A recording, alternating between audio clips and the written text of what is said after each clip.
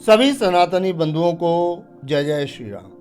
दोस्तों, सनातन धर्म जो भारत की सभ्यता और संस्कृति का आधार है, ये सिर्फ एक धर्म नहीं है बल्कि एक समग्र जीवन दर्शन को प्रस्तुत करता है। इस धार्मिक दर्शन में न केवल आध्यात्मिकता का मौलिक ज्ञान छिपा है बल्कि विज्ञान के आधारभूत सिद्धांत भी सम्मिलित हैं। आज के युग में जब विज्ञान और तकनीकी तेजी से आगे बढ़ रही हैं, सनातन धर्म के ज्ञान और विज्ञान के बीच का संबंध और भी ज्यादा स्पष्ट और भी ज्यादा क्लियर होता जा रहा है। वैदिक ज्ञान में समय, काल चक्र, ब्रह्मांड और प्रकृति के गुप्त रहस्यों का वर्णन मिलता है जो आज की वैज्ञानिक खोजों से काफी ज्यादा मेल खाता है। फॉर एग्जाम्पल, क्वांटम फिजिक्स के सिद्धांत और वैदिक तत्वों जैसे शून्यता और ब्रह्मांड में गहरी समानता देखी जा सकती है।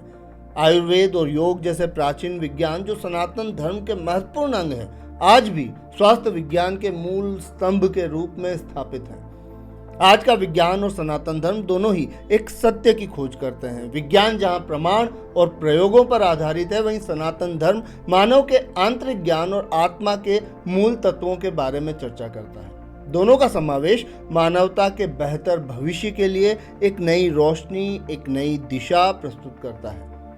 तो आइए आज के हमारे इस वीडियो में बात करते हैं कुछ ऐसे ही पॉइंट्स पर जिन्हें देखकर ये स्पष्ट हो जाता है, ये क्लियर हो जाता है कि विज्ञान जिन बातों को स्वीकार कर रहा है, जिन बातों पर आज थ्योरीज लेकर आ रहा है, उनको एक्सेप्ट कर रहा है, उन विषयों पर सनातनी विद्वानों ने वर्षों पहले अपने विचारों को स्पष्ट तौर पर लिख दिया था और दुनिया भर के लोग यहाँ भारतवर्ष में अपने ज्ञान की प्यास को बुझाने आते थे।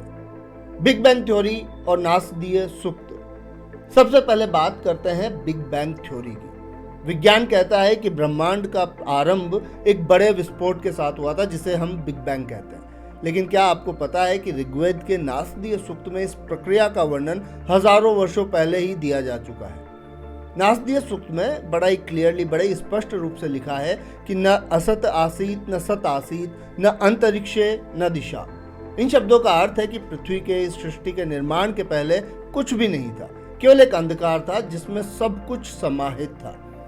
अब अगर हम साइंस की बात करें तो आज का विज्ञान भी यही कहता है कि बिग बैंग के पहले केवल एक सिंगुलैरिटी थी जो ऊर्जा और पदार्थ का स्रोत बनी। अब क्या ये महज एक संयोग है? शायद नहीं। सच्चाई यह है कि हमारे पूर्वजों के ज्ञान का भंडार अथाह और असीमित था। योग और मेडिटेशन का वैज्ञानिक प्रभाव।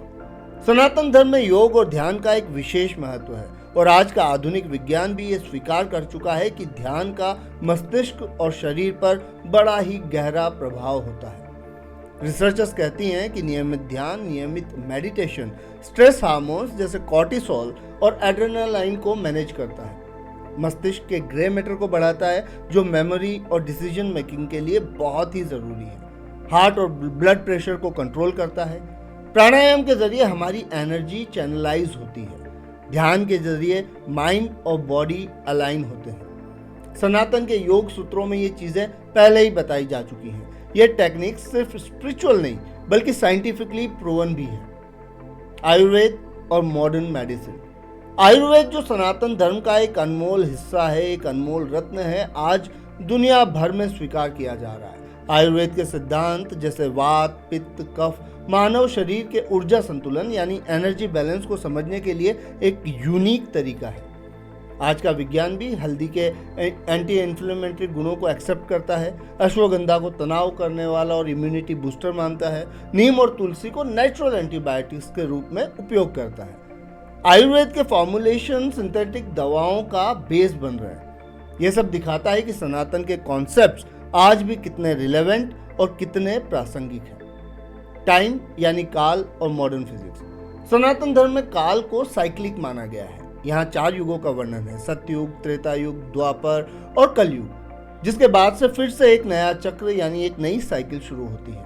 आज का साइंस भी टाइम को लीनियर नहीं बल्कि रिलेटिव और साइक्लिक मानता है। स्टीफन हॉकिंग्स और आइंस्टाइन की थ्योरीज जो हैं वो यही कहती हैं कि टाइम एक इल्यूजन है जो मैटर और स्पेस के साथ इंटरलिंक्ड है।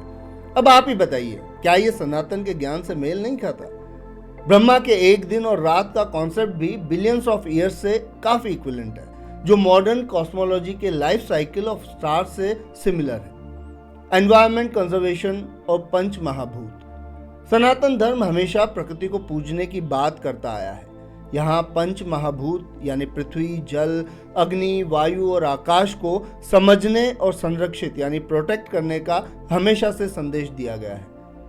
आज का विज्ञान भी क्लाइमेट चेंज और एनवायरमेंटल कंजर्वेशन पर फोकस कर रहा है। सनातन के रिचुअल्स जैसे तुलसी लगाना, पेड़ लगाना, नदियों को पूजना, उनको बचाना, गौ सेवा या पशु सेवा, ये सब भी इकोलॉजिकल बैलेंस को मेंटेन रखते हैं। अब सनातन धर्म में तो ये बातें कई शताब्दियों पहले ही क्लियर कर दी गई थी। साउंड एनर्जी और ओम। सनातन में ओम को क्रिएशन का पहला साउंड माना गया है।